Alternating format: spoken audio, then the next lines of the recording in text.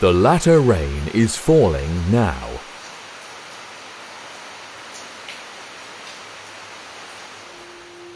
Christians throughout time have eagerly anticipated the latter rain. Be glad then, ye children of Zion, and rejoice in Yahuwah your Elohah, for he hath given you the former rain moderately, and he will cause to come down for you the rain, the former rain, and the latter rain in the first month. Joel 2 verse 23, King James Version. The early rain was given at Pentecost, and was an incredible demonstration of divine love and power. It enabled the early church to take the gospel message to the then known world in a single generation. Many Christians expect the outpouring of the Holy Spirit in latter rain power to cleanse them of sin and get them ready to take the closing gospel message to the world. And it will, just not in the way most are expecting. Deuteronomy contains an overlooked verse that reveals the latter rain is quite different than what has been expected, and it is already being poured out. Give ear, O ye heavens, and I will speak, and hear, O earth, the words of my mouth. My doctrine shall drop as the rain, my speech shall distill as the dew, as a small rain upon the tender herb, and as the showers upon the grass. Deuteronomy 32, verses 1-2, King James Version. According to the word of Yahuwah, recorded in Deuteronomy, the latter rain is much more than power to speak convincingly. It is doctrine. The Holy Spirit is given to instruct. Yahushua clearly explained this when he said, I tell you the truth, it is expedient for you that I go away. For if I go not away, the Comforter will not come unto you. But if I depart, I will send him unto you.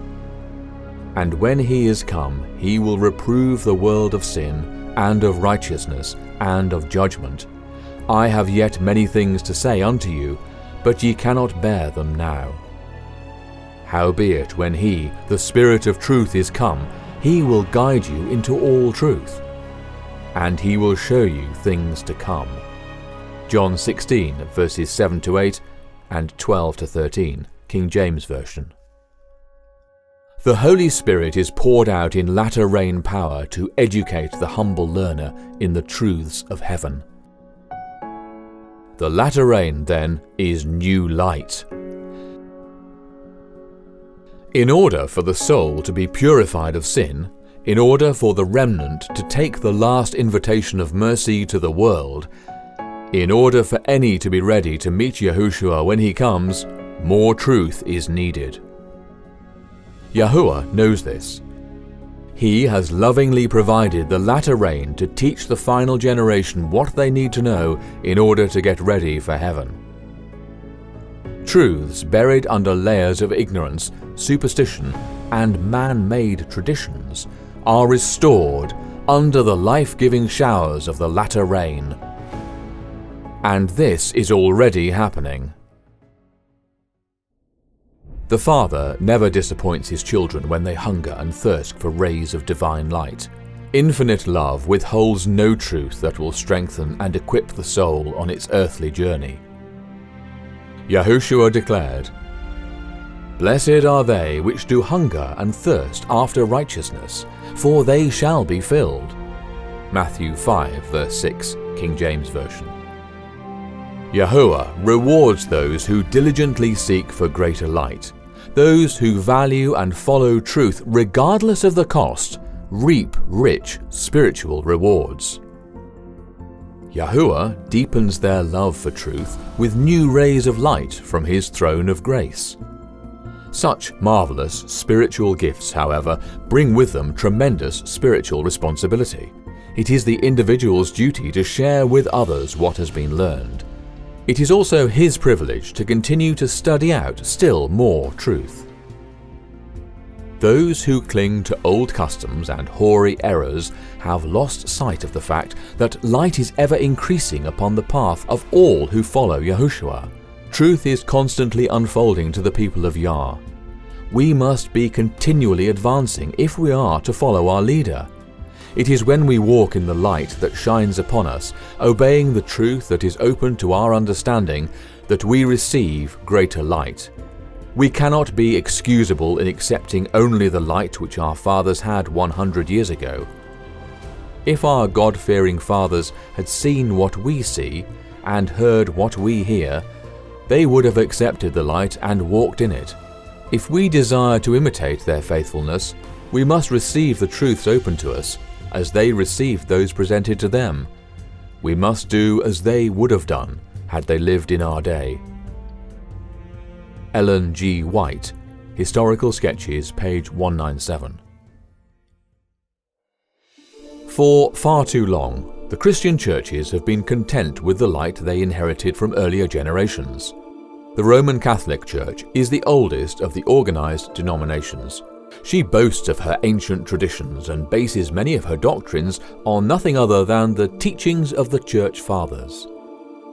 How does this differ from the rabbinical teachings of the elders that Yahushua so soundly denounced?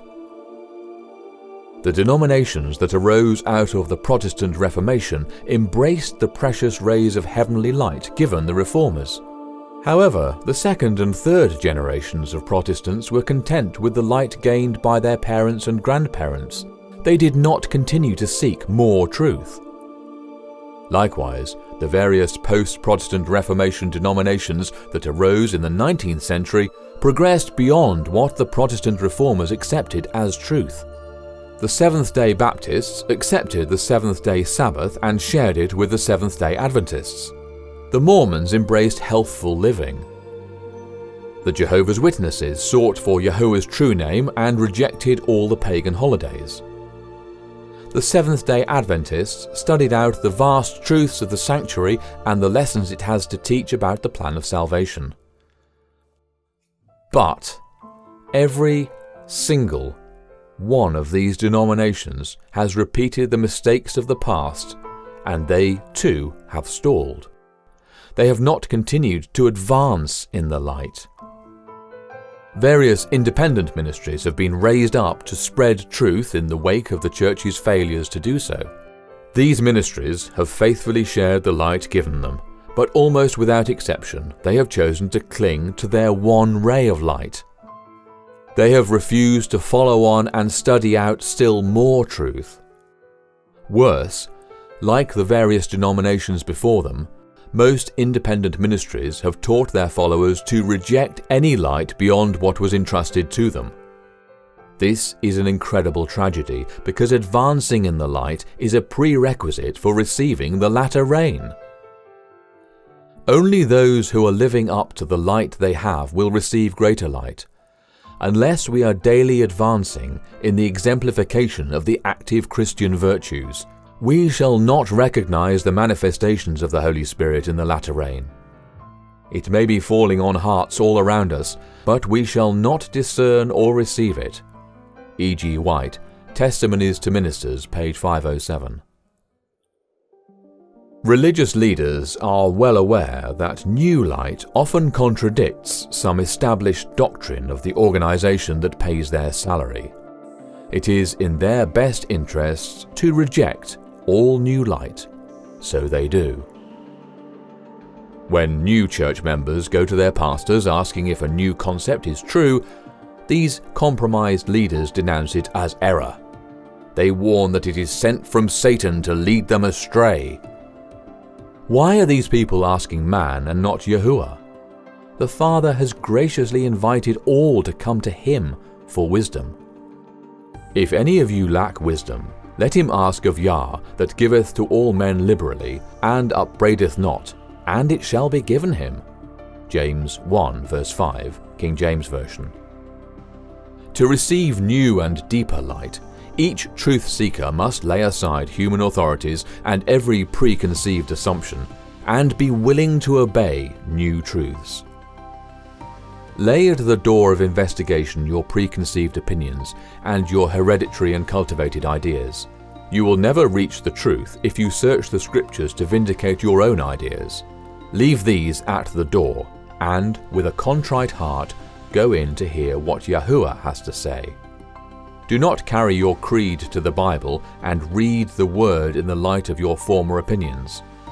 Do not try to make everything agree with your creed. Search the Word carefully and prayerfully with a mind free from prejudice. If, as you read, conviction comes, and you see that your most cherished opinions are not in harmony with the Word, do not try to make the Word fit these opinions. Make your opinions fit the Word. Do not allow what you have believed or practiced in the past to control your understanding. Open the eyes of your mind to behold wondrous things out of the law. Find out what is written, and then plant your feet on the eternal rock. Ellen G. White, Manuscript Releases, number 209, pages 431 to 432. Heaven's truths are to be diligently sought for. These are to be carefully studied and eagerly accepted. Not a single gem of truth, no matter how small and seemingly insignificant, is to be carelessly laid aside or discarded. All are to be gathered together, cherished and obeyed. It is the responsibility of every true believer to 1. Search for truth, 2. Accept the truth given, and 3. Live a life in conformity to revealed light. To be fully accepted, truth must be obeyed. And it is when the heart determines to obey that the soul is sanctified. Obedience sanctifies the soul. This is an extremely important point. New concepts, acted upon, become foundational principles. These foundational principles in turn become part of the attitudes and beliefs of the individual. The attitudes and beliefs form the thoughts and feelings, and it is the thoughts and feelings that form the character. Character is the only thing taken to heaven. No one can risk shunning the smallest ray of light, because each one lays the foundation for still greater light that leads to obedience and sanctifies the soul. Even the first step back from fully embracing truth puts the soul at risk. Accepting new light opens the soul to receive still more truths from heaven. This journey began in 2000 for the WLC team with a conviction to flee all fallen and apostate organizations. Since that time, Yahuwah has generously poured out upon WLC his heavenly showers in the following chronological order.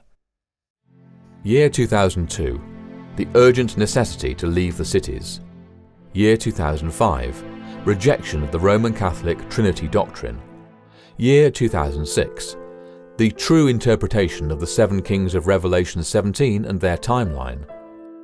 Year 2009, the calendar of creation and discarding the counterfeit Gregorian calendar. The true weekly cycle is not continuous. The ancient biblical Sabbath. The true time a day begins. The gift of new moon days. The need to reject the pagan holidays of Christmas and Easter. The enduring nature of Yahuwah's feasts. Year 2010. The final battle is over worship. The knowledge of the Father's and the Son's true names, and the privilege of calling on them. Deeper understanding of the seal of Yah.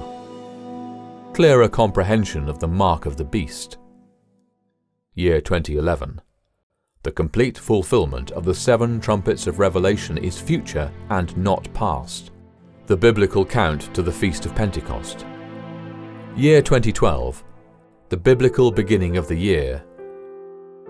Year 2013.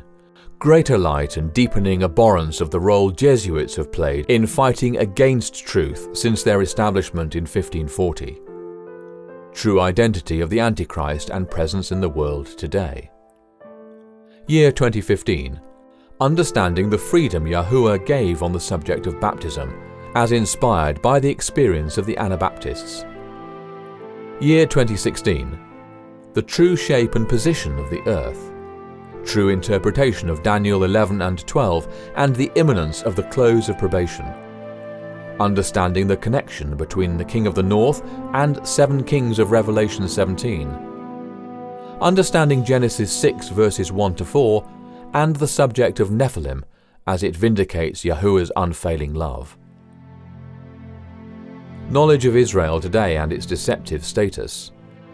The link between the Jesuits and the globe deception. The hidden agenda behind the diabolical Trinity doctrine. The final hoax as based on the globe-earth deception. New light is not something to fear. It is a tremendous gift. Accepted and obeyed, it prepares the heart for heaven. Seek and pray for new light. The best proof that Yahuwah is leading you is that He is still teaching you new truths. Examine your own heart. What new light have you received? Make sure that you have accepted all the light available and plead for more. The latter rain is being poured out. The truths available today are of the utmost importance to your soul because it is this light that is preparing you to meet Yahushua in peace when He comes. And He is almost here.